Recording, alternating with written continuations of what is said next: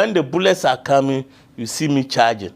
And that is why I say that you fear me. No? At the Air Force there, I was charging with Jiwa. There's another one called Ajekum, who were the 3 generals, you understand, who led with all these Reiki boys. In fact, they did, some of them did good jobs. But when they were looking up to us to give the go-ahead that let's move. And so for a few people to die for us to get an Ethiopia, whereby there will be milk and honey, I think that that is how we understood it, you see. Unfortunately, it was milk and honey for Rawlings, the Ahoys, the Hudu Yayas, and the rest. You can see it today. They have just said and loaded and loaded. What about the Nima people? What about that he talked about? Yes. That he showed you? Yes, they are still the same. When you had that opportunity, why didn't you ever question him about that? He didn't come. No, when we were there and I questioned him, he was saying that it's an ongoing process and it will take time. You see, whether he was right or I was wrong, I don't know. But today we can see the end justify the means. The people are still the same. The Choko people are still the same. But they adore him. Yes, because, excuse me to say, 60% of the population of 50 are semi-literates. They haven't got quality education, so they can't access. And because of conditions that are not created for them to get jobs and feed their families, the little gari or what you call milk and sugar they give them, yeah. If you see the trend, when it's getting to election, if you are in the fishing area, you get petrol or adbo motors. In the north, you get bicycle. And then what you call? Would you ever consider running for any governmental position? No, not at all, not at all. You are tired? No. You are fed up? I'm fed up because he came and then lied. And he's still doing it, as I said. You can see that all these head of state, secretly in their heart, they will be telling me, thank you. Any other evidence to pin him down except this book? Yeah, but I'll hold that for now, so that when, because nobody is doing anything about it, like these judges and like this gold and the rest. I went to the NRC as I am with you, and I said everything. And nothing has been done. Yeah, they say they leave it to their conscience. They leave it to their conscience? Yes. Who said that? It was the government of Kufuor. Okay. When I went to testify and even met them, you see, they say what exactly do you want to happen to Rawlings for you to be at peace? I want him to come like me and apologize and say, yes, we did them. And then we are sorry.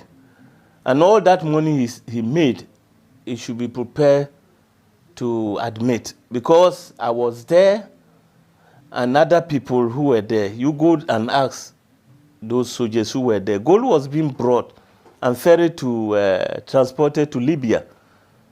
Patented sent gold to Libya. He's still alive. Go and ask him. You see, Riyadh, he stole gold and he ran away.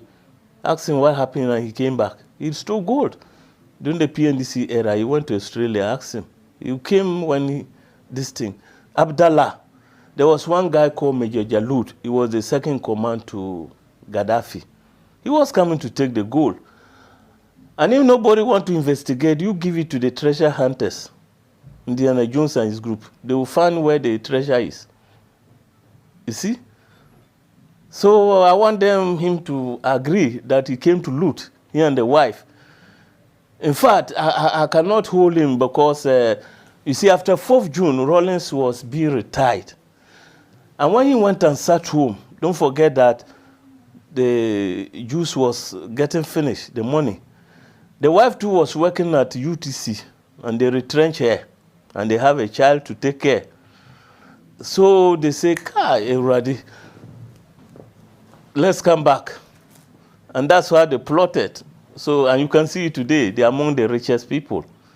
While some of us, not only me, the students who were crying, let the blood flow, and all those people, they were all being So the wife was also involved in the whole process? Yes, the wife was involved. Yay! Wicked. You call her wicked? Very wicked. Why? The bodyguard, 4th June, Rawlings like this boy, he's called Anto. And to Sanewe guy. Rollins knew him when they were playing basketball. That's how he liked it. And he took him to go and guide the wife. 31st, it was the same guy Rollins chose. The wife made them to kill him. Why? I don't know. Maybe you know too much. You know the secrets too much. You see. Mens, it's called Mens. Ask this question, what happened? That's why I say she's wicked. So, this in Sawam Canary they are talking about, go and investigate. How many houses do Achampong have? How many houses or cars did Akufo have? How many toilets did Afrifa have? Amedomi and all those people. They killed them for nothing. And today, ask, you go to Ajigano or Tefle or whatever it is, the rich, count the toilets. How many can Rollins shit inside? And this was why he was telling us. Then we say, hey, you see? So that's why I said that no, he's not fit. Because he say all these things, and then today you come and... He should give everything he has out. Yes. Would you still hold grudge against him? No. And also apologize like I'm doing for... Because that was not meant to be. If on the other hand, it has come out that, oh, for initiating the revolution, you go to Ghana now and see, they have free education like Akufo-Addo is trying to do. And the workers have prefabs or houses. And the economy is booming. The health system, the education, and whatever. I don't think that Ghanaians would have forgotten about the few people who died, because we could have compensated them. But I think that would have been the solution. Yeah, because at least some people have to die for things to succeed. Why didn't you ever fight to be in government with him? Since you knew he was making a lot of errors. Well, as I said, no, I didn't consider myself to have the dynamics of ruling. I was only good in the shooting and the weapons. Leading the whole army. Yes, but that is, if they have given me maybe a defense minister or a general to command, I would have been okay. Were you not ever thinking why, when he was mentioning names, your name never came up, but yet you were the one who was sent to call these people to come so that they take positions in the government? I was the one he asked to go and bring the names. Exactly.